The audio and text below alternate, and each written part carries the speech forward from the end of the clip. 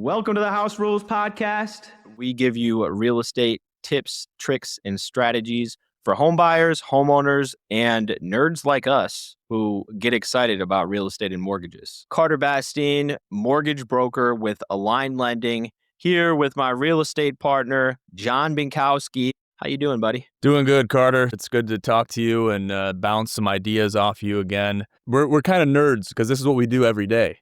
We talk about this all the time. We know this information in our own respective rights and our own respective industries. They're industries that align together, no pun intended with your company, but it's just fun to talk about. John Binkowski, representing Century 21 Signature out of Flushing, Michigan. I love doing it. You have a good real estate and mortgage duo, then you can get people covered on all sides. Not just the real estate agent and loan officer either. It's an assembly line. We got different people involved for different stages of the process. We're like the guides that are going to help people navigate the rough seas. Exactly. Yeah, and that's a good analogy that I believe I brought up in a past episode. And Let me have it. go ahead. I'm just kidding. No, it was yours. I got to give Take credit it from where me. it's Just take due. it. The buyer has to know that they don't have to do this alone. We're going to work as a team to make sure they get all their questions answered in an efficient manner so that they can align their goals with their finances, both short and long-term financial goals. Absolutely. So that leads me to my first question, which is, how do you find that perfect balance, that perfect recipe? We'll say if you're making a concoction, if you're making cuisine, which is essentially the loan that's going to help you get the keys at the closing table, how do you construct that perfect loan for any individual that's looking to buy a home? Obviously, it's going to differ. It's going to be different for every person that's looking to buy. But what factors are you taking into account when you're creating that perfect recipe to create the perfect loan? Well, I mean, I think the first thing you want to figure out is you want to be asking the buyer or the borrower the right questions to figure out what their goals are. Because there's different things that are going to go into the interest rate. And two of the big things I can think of are the amount of their down payment and their FICO score. But additionally, there's other pricing adjustments such as the occupancy of the home. If they're buying a primary residence, the primary principal residence, it's going to be better priced than a non-owner occupied property, like an investment property or a second home. They're not going to switch up halfway through or be like, oh, okay, this could either be an investment property or a primary home. No, that's not how it works. So you can't really control that. Crafting the perfect cuisine, if you will, chefing it up for them. You want to consider what their goals are. Are they somebody who is going to fall into what category? Is it going to be someone who's trying to minimize the amount of interest they pay over time and to pay off the loan as soon as possible? Or is it somebody who wants to free up as much cash flow as possible? And I think if you ask the right questions, you find out what their goals are, then it can help crafting up that perfect concoction for them and chefing up some fine cuisine. That's perfect. So when you're doing that, can you create different options for them in rapid succession where maybe they want to free up some cash flow or maybe they want to pay less interest over time? How can you give them and how do you present them with multiple options? They're not entirely sure. Maybe they know what their goals are, but as far as their payment options, how do you present those options to them in an efficient way? People love things in like groups of threes for whatever reason, whether it's providing mortgage options or the top 3 best food places in whatever given city, and people love seeing things in threes, and it simplifies things enough to give them enough options without giving them too many. So once I do ask the right questions, I understand what somebody's goals are, then I'll show them that this is what the interest rate would look like. This is what the cost for this rate would be. And let's say it's a par rate, or you can put down an additional amount to buy down the interest rate and you're going to save this much on your monthly payment, but it's going to be at the cost of whatever the additional amount is. So at that point, that's when you start getting into like the break even point. How long do we think we're going to be in this loan before refinancing or potentially selling the home? And that's how we figure out, does it make sense to buy down the interest rate, to pay some discount points, or is this a rate that they're going to be probably riding out throughout the life of the loan? You want to figure out, are they trying to pay off the loan as soon as possible and minimize their interest, or are they trying to free up their cash flow?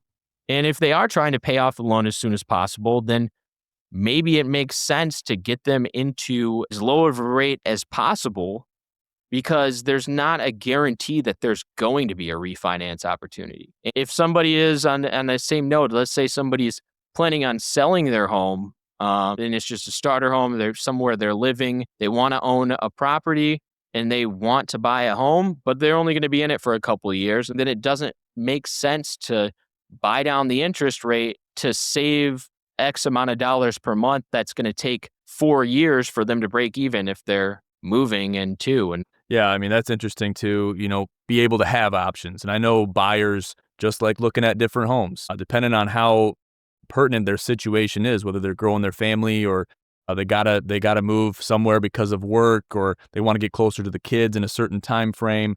Whatever the situation is, everybody's individual life situations are different. Some are more pressing than others. Others have more time, like people that are downsizing. They have more time to look and be more picky. So that creates more time and opportunity to find that perfect home. But over time, home buyers, they get antsy, especially in this market. They want to get into a home. They want to maybe move out of mom and dad's place. Totally understandable. Maybe they don't have any kids on the way or not building a family yet, but they're trying to get themselves and their families potentially, or their significant others, into a home where they can live and build their lives. And maybe it's not their forever home, but they want to find a place that they can live. So sometimes those picky tendencies can dwindle as the home search continues on. absolutely. So that creates time, but there's things like you said, like the interest rate that you can control depending on the loan per se, maybe. There's a lot of things with the interest rate specifically that we can't control. It's nice to have options. I was thinking about a HELOC because I have clients of mine ask about those all the time. Maybe they want to do some updating. Maybe they want to fix some things. Maybe they want to put a double vanity in a bathroom. How does a HELOC work when you're building that into a loan? And how does the interest rate work with a HELOC if that's an option? Yeah. And for the 80% of people that are below a 6% interest rate, or the over 50%, so over half of people with a mortgage right now are under 4%. And for those people, it wouldn't make sense to refinance their entire loan balance in most cases to have a higher interest rate just to tap into their equity. So for those people, by leveraging a portion of their equity at what may be a higher interest rate compared to their first lien on their home, their existing mortgage, it's often going to be a much lower interest rate than what high interest credit card debt could be, which credit card debt on average is about 23%. So depending on what other interest rates they have, it does make sense in a lot of cases to be able to leverage and tap into their equity without refinancing and losing a much lower interest rate. So let's say you owed $250,000 on a $500,000 home.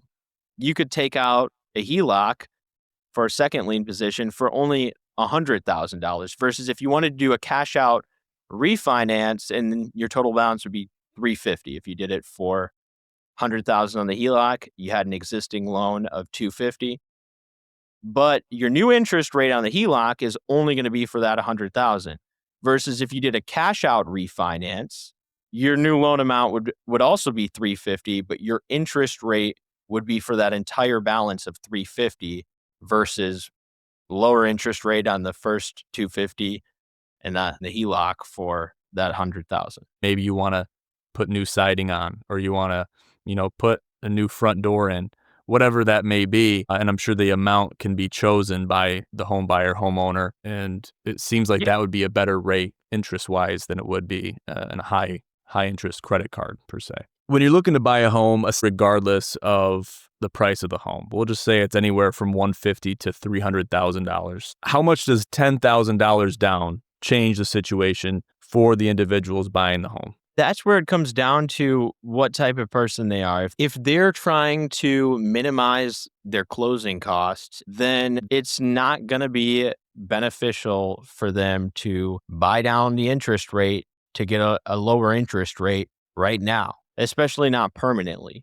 Like maybe they were planning on putting 15% down prior, And that $10,000 is going to be the difference between them having mortgage insurance and not having mortgage insurance. That's one way that it could be applied, to get rid of the mortgage insurance or to change the adjustment based on the down payment if it's at a certain point. It's going to depend on what the loan amount and purchase price is to begin with, if that $10,000 will make an effective difference there, or if maybe it's somebody who is understanding that right now we're in a high interest rate environment and they're going to be looking for an opportunity to refinance very soon, or they're selling their home next year. It doesn't necessarily make sense for somebody to buy down the interest rate long term and pay for 30 years of amortization if they're planning on trying to refinance as soon as they get an opportunity. They could use that $10,000 to pay for discount points, and it's not going to do that much in most cases, especially with higher purchase prices. They could use that $10,000 for a temporary buy down, and that's going to be a fraction of what the cost would be to permanently buy down the rate. I think in a lot of cases, that's something that people don't even know about, and it can be extremely beneficial for somebody who's going to be looking for an opportunity to refinance or they're selling soon, because they don't need to pay for 30 years of amortization for only a short amount of time that they're going to be in the loan. Gotcha. Yeah, that's good.